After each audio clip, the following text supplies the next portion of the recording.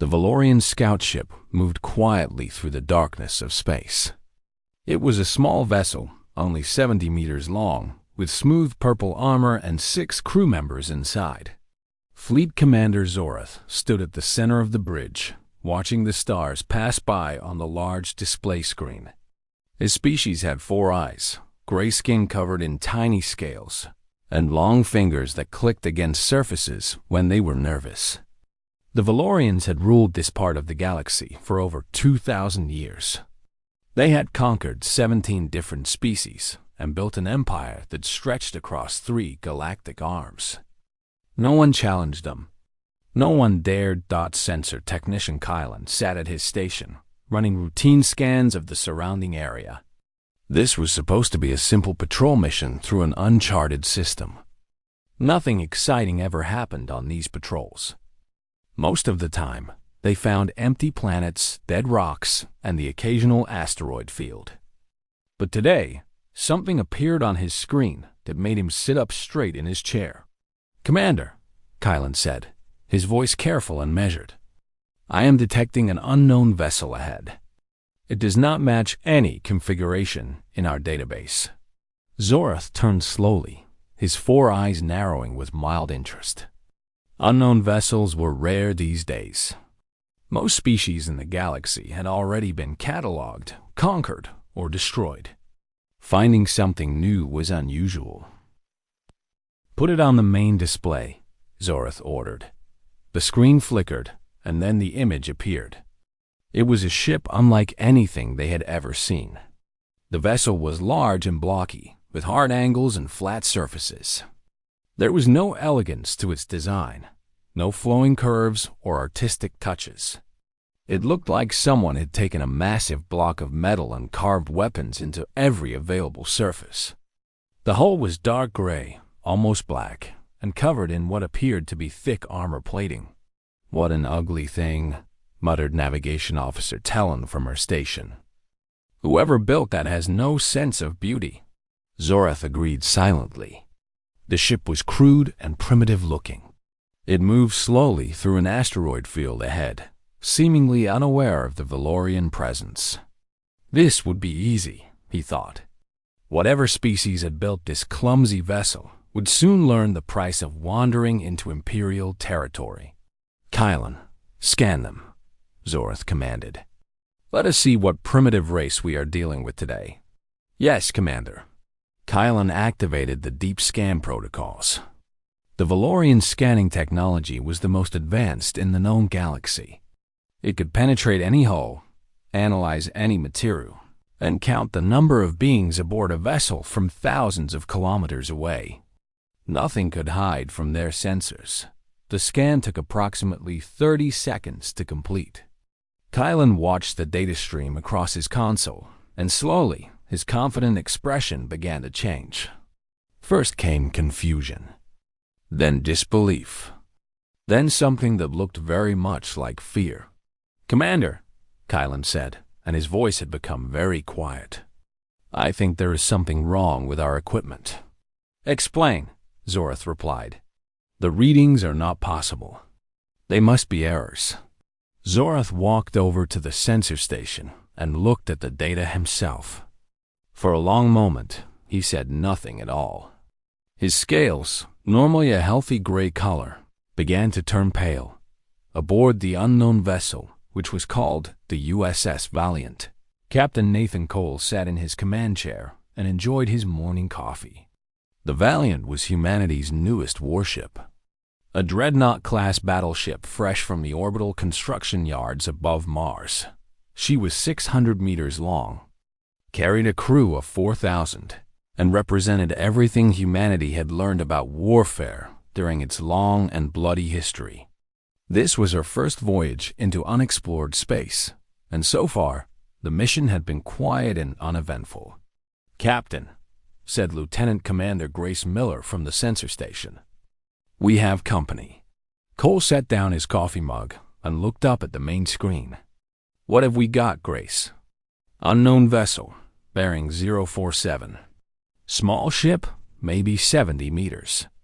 Alien design, nothing in our database matches it. Grace paused and checked her readings again. Sir, they just initiated an active scan on us.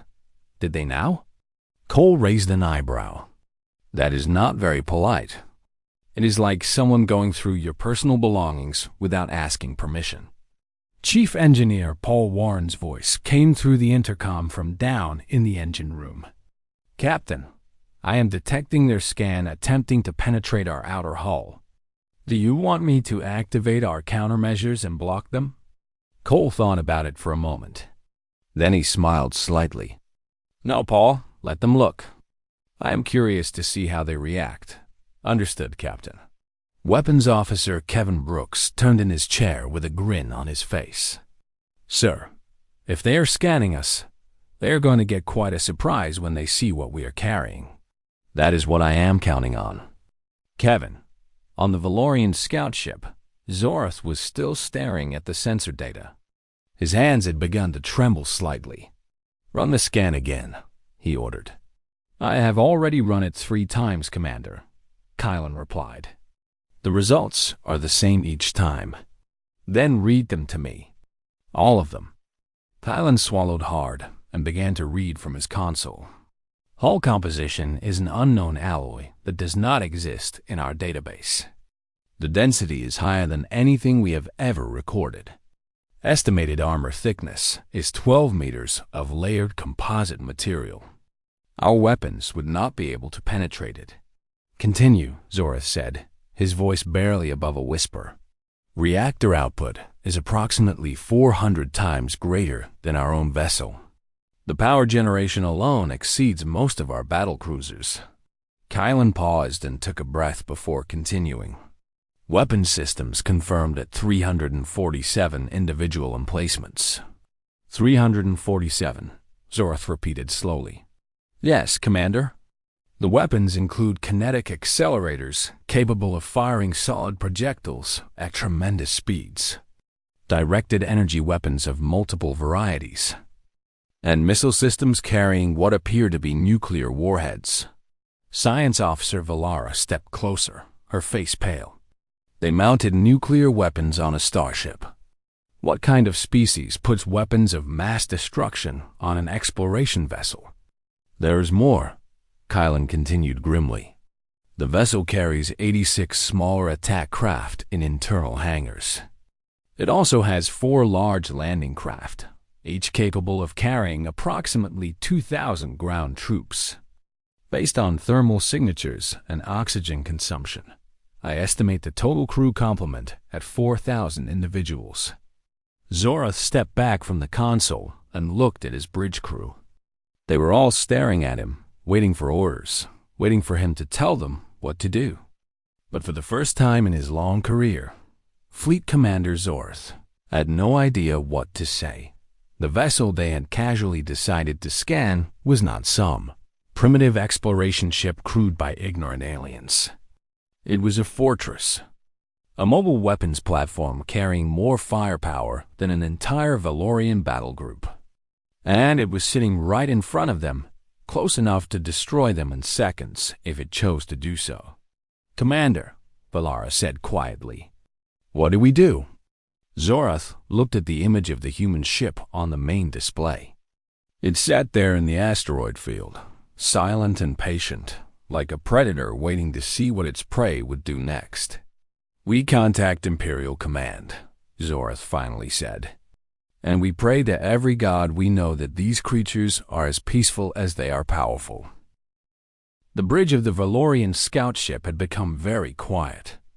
Every crew member sat frozen at their station, trying to process what their sensors had just revealed.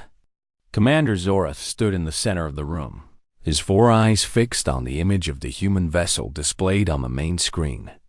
The ugly, angular ship sat motionless in the asteroid field, and somehow that stillness made it even more terrifying. Commander, Sensor Technician Kylan said hesitantly, they know we scanned them. They must know what we saw. Zorath nodded slowly. Of course they knew. Any species capable of building such a vessel would certainly be able to detect a simple scanner beam. The humans were watching them right now, probably wondering what the small Valorian ship would do next. "Have they made any hostile moves?" Zorath asked. "No, Commander." They remained stationary. No weapons charging, no shields raised. They are simply waiting. Waiting. That word echoed in Zorath's mind. They were waiting to see how the Valorians would respond. It was a test, he realized. The humans wanted to know if this unknown alien species would react with aggression or diplomacy. Science officer. Valara approached Zorath with a data tablet in her hands. Her scales had taken on a grayish-green tint, which among Valorians indicated extreme stress. "Commander, I have completed my analysis of their species based on the biological signatures our sensors detected. Tell me what you found." They appear to be carbon-based bipeds, averaging between 1.5 to 2 meters in height. Their bodies are primarily composed of water, and they breathe an oxygen-nitrogen atmosphere. Valara paused and scrolled through her data. But there are some unusual aspects to their biology, such as their bone density is remarkably high, Commander. Their muscles appear to be designed for a high-gravity environment, and their internal organs include multiple redundant systems. They have 2 organs for filtering blood toxins, for example, and their cardiovascular system is extremely robust. Navigator Talon looked up from her station. "What does that mean exactly?" "It means they evolved on a harsh world," Valara explained. "Everything about their biology suggests they come from a planet that was actively trying to kill them.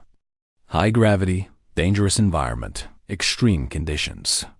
They are built to survive." Zorath absorbed this information in silence. A species forged in a hostile environment, tough enough to survive conditions that would kill most other races, and intelligent enough to build weapons that defied comprehension. This was not good news.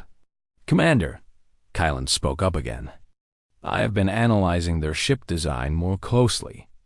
I believe I understand now why it looks so different from other vessels we have encountered." "Explain." "Most species design their ships with a balance between function and aesthetics. They want their vessels to look impressive, to project power through appearance. But the humans did not do this. Every single part of their ship serves a practical purpose.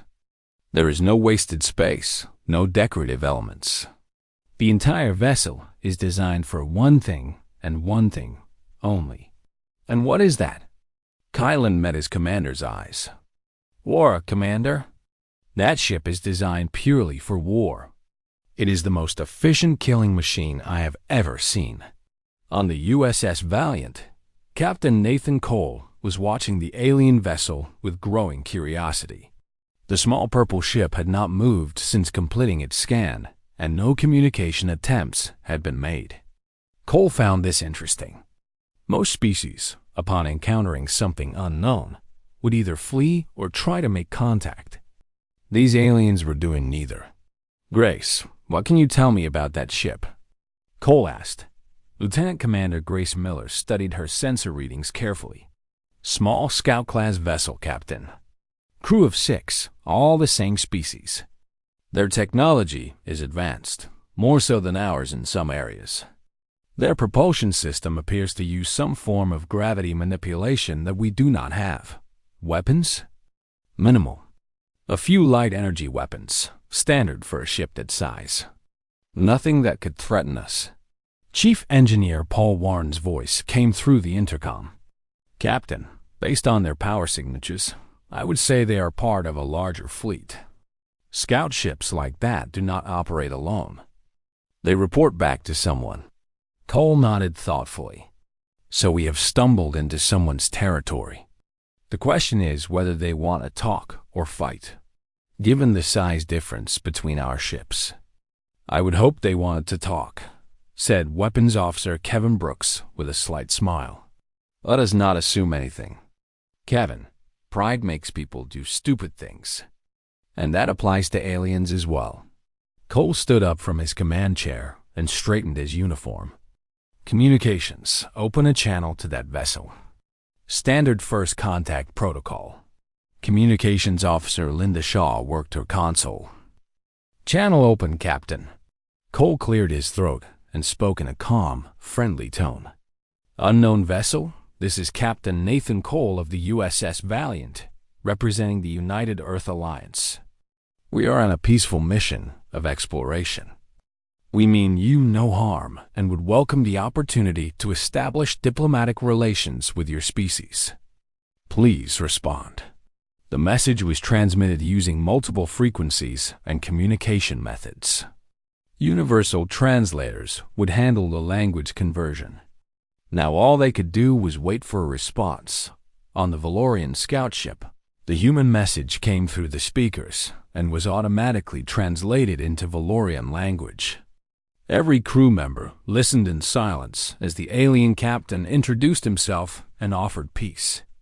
They say they come in peace, Valara said quietly. Perhaps we should believe them. Zorath shook his head slowly. It does not matter what they say or what we believe. Imperial law is clear. Any new species encountered must be subjugated or destroyed. Those are our orders. Commander, with respect, our orders were written by people who never imagined we would encounter something like this, Valara argued. That ship could destroy us before we could even send the distress signal. If we follow standard protocol and demand their surrender, they will either laugh at us or kill us. Ben, what do you suggest? I suggest we contact Imperial Command immediately and let them make the decision. This is above our authority. Zorath considered her words. She was right, of course. This situation was far beyond anything a simple scout ship commander should handle. But contacting Imperial Command would mean admitting that they had encountered something they could not deal with. It would mean showing weakness. Navigation Officer Talon spoke up hesitantly. Commander, there is another option. We could simply leave. Turn around and pretend we never saw them. Let someone else deal with this problem and abandon our duty? Zorath asked sharply. Our duty is to serve the Empire, Talon replied. We cannot serve the Empire if we are dead. The argument had merit, Zorath admitted to himself. Running away was cowardly, but it was also practical. Dead scouts provided no useful intelligence. Living scouts could return with vital information about this new threat. But before Zorath could make a decision, Kylan's console began beeping urgently. Commander, the human vessel is transmitting a second message. They are requesting a response. Zorath looked at the main display, where the human ship sat waiting patiently. He had to make a choice. Run away and live with the shame. Contact Imperial Command and request instructions. Or follow protocol and demand the human surrender. He was a commander of the Valorian Empire. He had spent his entire life serving Imperial law. He knew his duty. Open a channel, Zorath commanded, his voice steady despite the fear crawling through his body. And prepare the emergency distress beacon. If this goes wrong, I want Imperial Command to know what happened here. He took a deep breath and prepared to speak the words that Imperial Protocol demanded. He would give the humans a chance to surrender peacefully. And when they refused, as he knew they would, the Empire would decide what came next. Commander Zorath stood tall in the center of his bridge and tried to ignore the cold fear spreading through his chest. The communication channel to the human vessel was open, and now he had to speak the words that Imperial law demanded. He knew these words well. He had spoken them many times before to defeated enemies and primitive species who had no hope of resistance. But this time, the words felt hollow and foolish in his mouth. Human vessel, Zorath began, his voice carefully controlled. You have entered the sovereign territory of the Valorian Empire. By Imperial law, you are required to power down your weapons and prepare to be boarded. Your ship and crew will be taken as property of the Empire. Any resistance will be met with immediate destruction. You have one standard time unit to comply. The message was sent. Zorath stood waiting for the response, his hands clasped behind his back to hide their trembling. Around him, his crew sat frozen at their stations, barely breathing. The emergency distress beacon was active and transmitting their location to Imperial Command. Whatever happened next, the Empire would know. On the USS Valiant, the alien message came through the speakers and was translated into English. Captain Nathan Cole listened with an expression of mild surprise on his face. When the transmission ended, he looked around at his bridge crew. "Did I hear that correctly?" he asked. "Did they just threaten to destroy us?" "Yes, Captain," Communications Officer Linda Shaw confirmed. "They are demanding our surrender and claiming us as their property." Weapons Officer Kevin Brooks laughed out loud. "Property? They want to take this ship as property? Do they have any idea what they are dealing with?" "Apparently not," Cole replied calmly. "Or perhaps they do know, and they are simply following orders they cannot ignore." He rubbed his chin thoughtfully. "Grace, anything new on sensors?" Lieutenant Commander Grace Miller checked her console. "Captain, they activated some kind of emergency beacon right before sending that message. It is transmitting toward the inner system. I would estimate they are calling for reinforcements." "Smart move," Cole acknowledged. "At least someone over there has good judgment." He stood up from his command chair and paced slowly across the bridge. "This puts us in an interesting position. We came here to explore and make peaceful contact with new species. Instead, we find ourselves facing an empire that demands surrender from anyone they meet. We could leave," Chief Engineer Paul Warren suggested through the intercom. "Jump to hyperspace and find somewhere else to explore. Avoid this whole situation." "We could," Cole agreed. "But that would only delay the problem. If this empire controls this region of space, we will encounter them again eventually. Better to establish the terms of our relationship now, while we have the advantage." "What kind of terms did you have in mind, Captain?" Grace asked. Cole smiled slightly. "The kind that makes them understand we are not to be threatened." "Open a channel, Linda." "Channel open, sir." "Valorian vessel, this is Captain Cole. I understand you have protocols you must follow, but I want to be very clear about something. The USS Valiant will not be surrendering today. We will not be boarded, and we will not become anyone's property." His voice remained calm and pleasant, almost friendly. "However, I have no desire for conflict. I suggest we meet as equals and discuss our differences in a civilized manner. There is no need for anyone to get hurt here." The message was sent. On the Valorian scout ship, Commander Zorath received the human response and felt his heart sink. The alien captain had refused surrender, as Zorath had known he would. Now Imperial protocol demanded that he attack. But attacking that vessel would be suicide, and every member of his crew knew it. "Commander," Science Officer Valara said quietly, "we cannot fight them. You know this."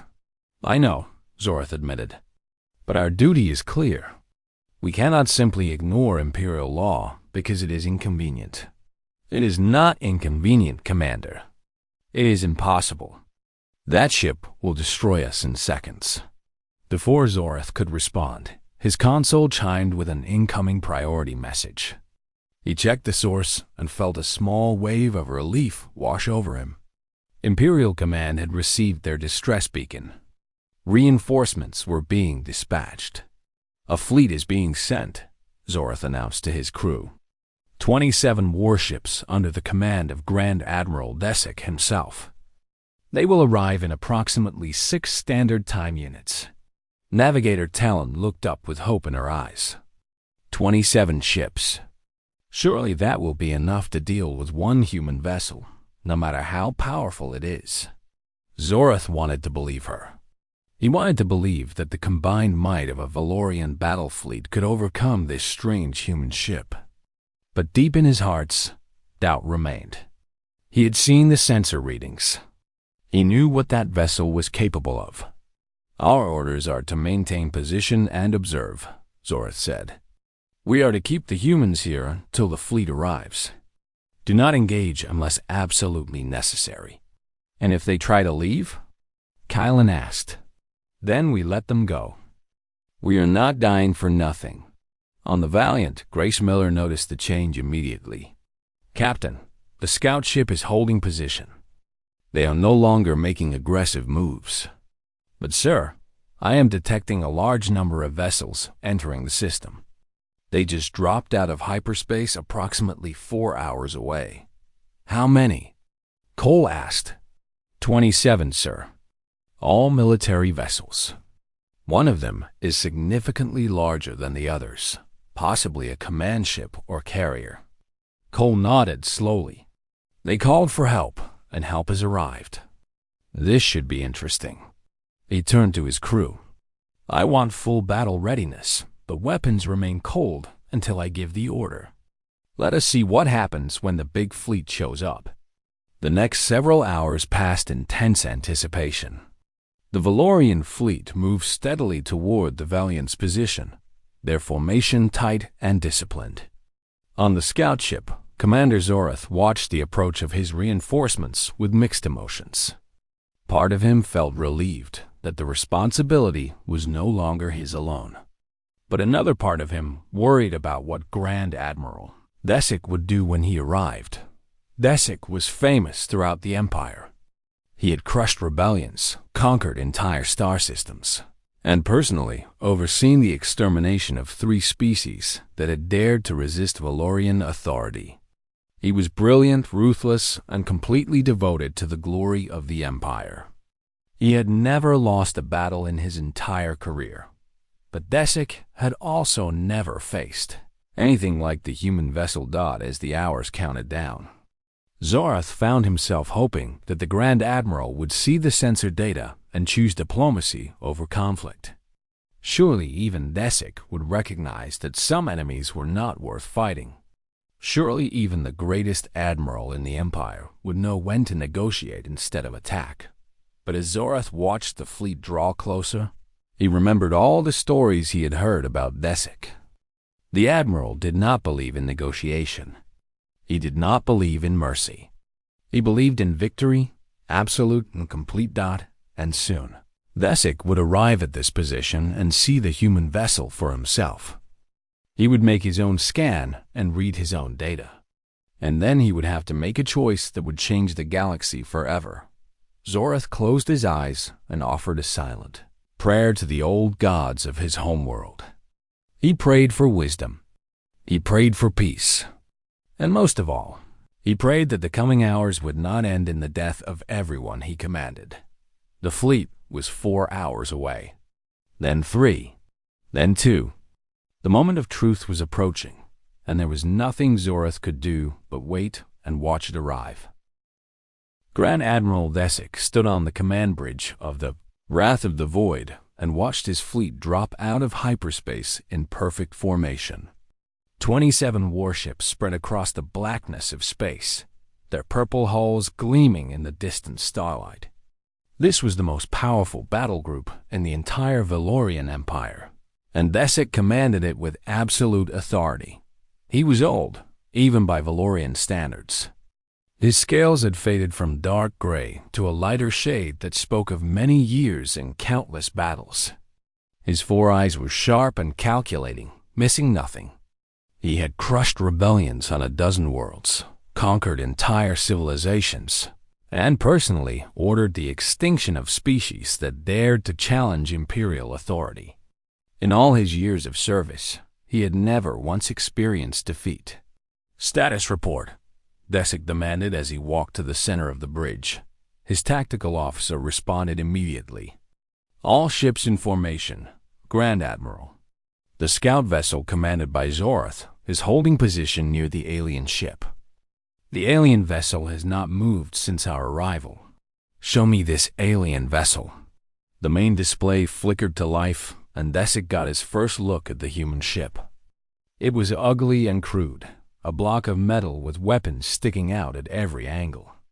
There was no elegance to it, no artistic design. It looked like something built by primitives who knew nothing about proper starship construction. "Scan them," Desic ordered casually. The scan took only moments to complete. When the results appeared on the tactical display, Desic's confident expression did not change.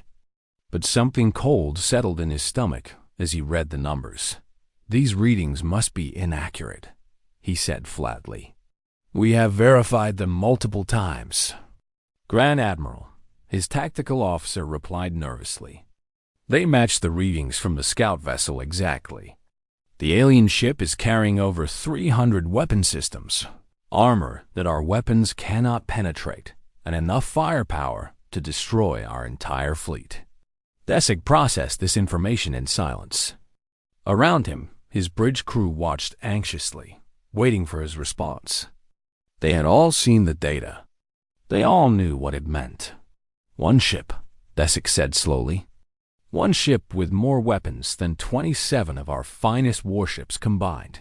"Yes, Grand Admiral." "And you expect me to believe this is accurate?" "The evidence is clear, sir. Whatever species built that vessel has technology far beyond our own." Desic turned away from the display and walked to the large window at the front of the bridge. Through the reinforced glass, he could see the human vessel in the distance, a small dark shape against the stars. It sat motionless, waiting, watching. "Open a channel to the alien ship," Desic commanded. Captain Nathan Cole appeared on the display moments later. He was sitting casually in his command chair, looking calm and relaxed, as if facing an entire battle fleet was something he did every day. "Grand Admiral Desic, I presume," Cole said with a slight smile. "Welcome to the neighborhood. I am Captain Nathan Cole of the USS Valiant. I hope we can resolve this situation peacefully." "Captain Cole," Desic replied, his voice hard and cold. "You are in violation of Imperial law. You have refused the lawful orders of a Valorian commander. Surrender your vessel immediately, or face the consequences." "With respect, Grand Admiral, I have already explained to your scout commander that surrender is not an option. But I remain hopeful that we can find a diplomatic solution. There is no reason for anyone to get hurt here today." Desic felt a flash of anger rise in his chest. This human captain spoke to him as if they were equals. As if one ship could possibly stand against the might of the Valorian Empire. "You are outnumbered 27-1, Desic said coldly. "Your arrogance will be your destruction." Cole's expression did not change. "Grand Admiral, I strongly recommend you review your sensor data before making any decisions you cannot take back. This does not have to end in violence. Enough." Desic cut the communication with a sharp gesture. He turned to his tactical officer. "All ships, target that vessel. Fire at will." The order was given, and the Valorian fleet opened fire. What happened next would be studied by military strategists for generations to come. Historians would call it the catastrophe of the void. For the Valorians who survived it, the memories would haunt them for the rest of their lives. The human ship moved. That was the only way to describe it. One moment the Valiant was stationary, a sitting target in the crosshairs of 27 warships. The next moment it was dancing through space, twisting and turning between energy beams and plasma torpedoes with impossible grace. Its engines flared with power that defied physics, accelerating the massive vessel in directions that should have been impossible. And then the return fire began. Railgun rounds tore through the Valorian fleet like knives through paper. Solid projectiles accelerated to incredible speeds, punched through shields and armor as if they did not exist. The first Valorian destroyer exploded in a ball of fire before its crew even understood what was happening. Laser batteries carved through hulls with surgical precision, cutting ships apart with beams of concentrated light. 3 cruisers died in the first 30 seconds. Their crews vaporized instantly. Missile salvos erupted from the Valiant's flanks, dozens of warheads streaking through space toward their targets. Each missile carried a nuclear payload capable of cracking a small moon. When they struck, entire ships disappeared in blinding flashes of atomic fire. On the bridge of the Wrath of the Void, alarms screamed and crew members shouted over each other in panic. Desek gripped his command console and watched in horror as his fleet was systematically torn apart. "Return fire," he screamed. "All weapons, maximum power." His ships tried. They fired everything they had at the human vessel. Energy beams, plasma torpedoes, kinetic rounds. Hundreds of weapons discharged, simultaneously at a single target.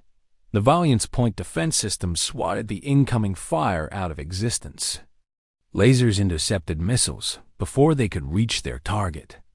Energy shields absorbed beam weapons without showing any strain. The few rounds that made it through bounced harmlessly off armor that was simply too thick to penetrate Dot in 7 minutes.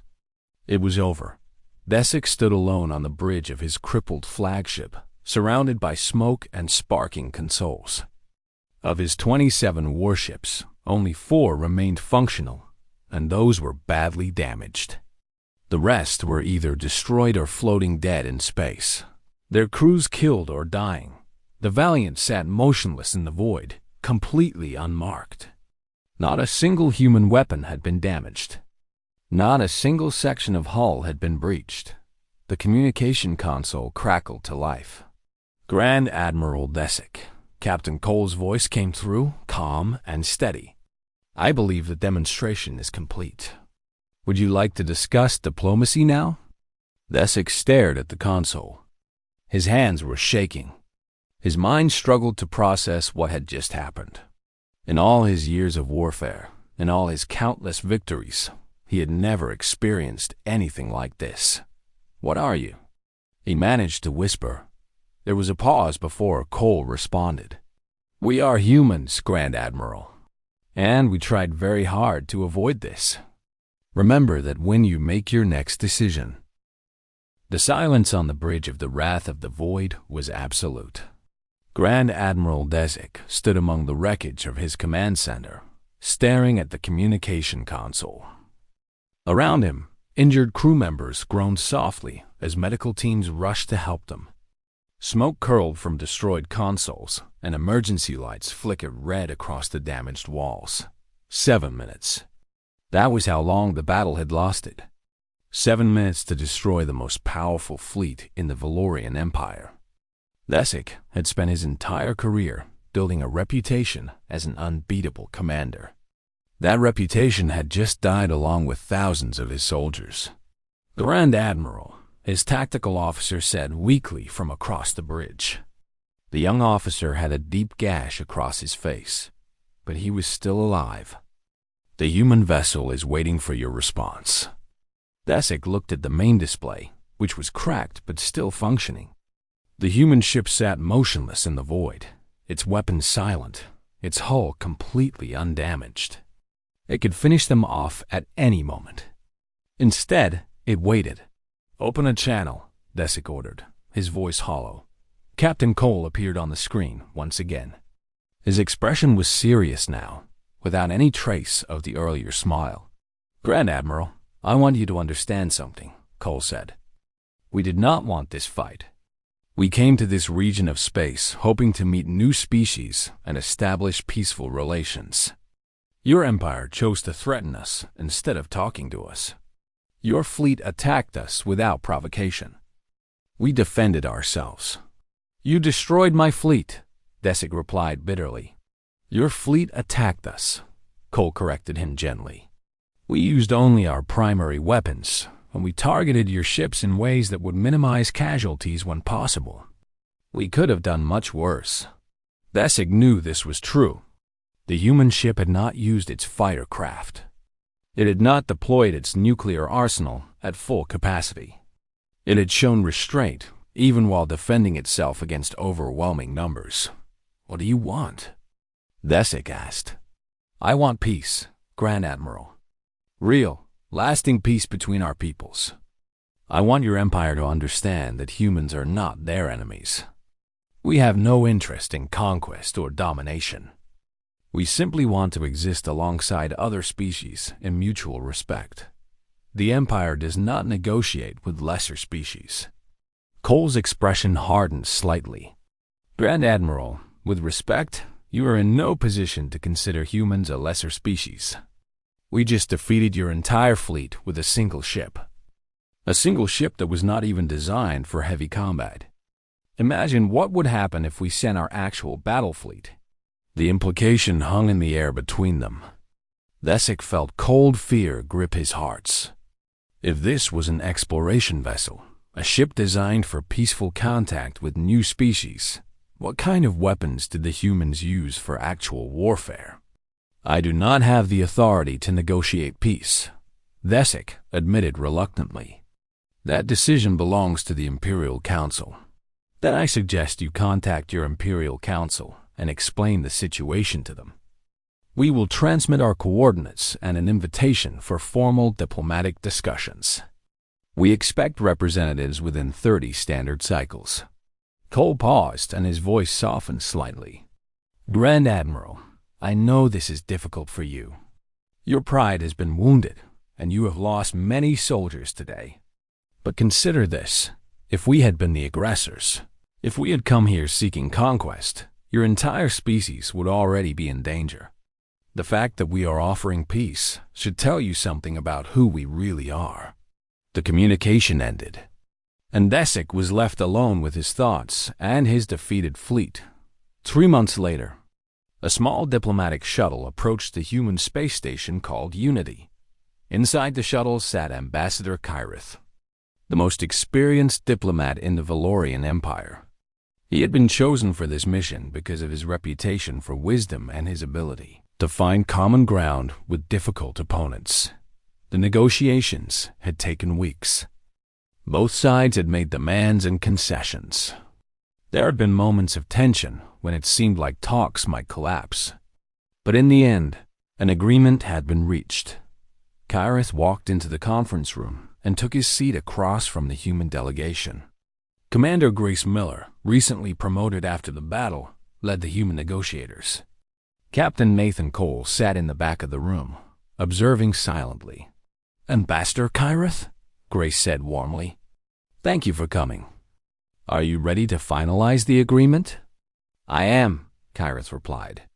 He picked up the treaty document and read through it one final time. The terms were harsh, but fair. The Valorian Empire would cease all hostilities against the United Earth Alliance. They would recognize human sovereignty and agree to mutual non-aggression. In exchange, humans would share certain agricultural and medical technologies that could benefit billions of Valorian citizens. The terms are acceptable, Kyrith said finally. He signed the document with the official seal of the Empire. Grace signed as well, then looked up with a genuine smile. Ambassador, I want you to understand something. We never wanted to be your enemies. Humanity has spent most of its history fighting itself. We have experienced countless wars, countless conflicts between our own nations and peoples. We know the cost of violence better than anyone. All we ever wanted was to be friends. Kyrith studied her face, searching for deception. He found none. The human woman was sincere. May I ask you a question? Kyrith said, Of course. Your species has the power to conquer the galaxy. Your weapons are beyond anything we have ever seen. Why do you choose peace instead of domination? Grace was quiet for a moment, considering her answer. Because we have learned, through centuries of painful experience, that power without wisdom leads only to destruction. We could conquer your empire. We could probably conquer most of the known galaxy if we wanted to. But what'd be the point? We would become tyrants, ruling over resentful subjects who would hate us forever. That is not the future we want. Then what future do you want? A galaxy where different species work together, learn from each other, and build something greater than any one of us could achieve alone. Grace leaned forward slightly. We want allies, ambassador, friends, partners. We want to explore the universe alongside other intelligent, beings and discover what wonders exist out there among the stars. Kyrith nodded slowly. He had been afraid of humans before this meeting. Now he was beginning to feel something else entirely: respect, and perhaps even hope. As he departed the station later that day, Kyrith looked back at the human vessels docked in the bay. There were dozens of them, each one a monument to engineering and power. Beyond this station, he knew, were many more. Hundreds of ships, perhaps thousands, crewed by a species that had chosen peace when they could have chosen war. The galaxy had changed that day in the void when a single human ship defeated an entire Valorian fleet. A new power had risen, born from a harsh and unforgiving world, shaped by millennia of struggle and conflict. And against every expectation, against every instinct of their violent history, humans had chosen to extend their hand in friendship, rather than their weapons in conquest. Kyrith found himself grateful beyond words that his empire had been wise enough to take that hand. The stars shone cold and distant through the window of his shuttle as he began the long journey home. Somewhere out there, human ships were exploring the unknown, seeking new worlds and new species. And now, for the first time in Valorian history, they were not doing it alone. Peace had come to the galaxy, and it had come from the most unlikely source imaginable.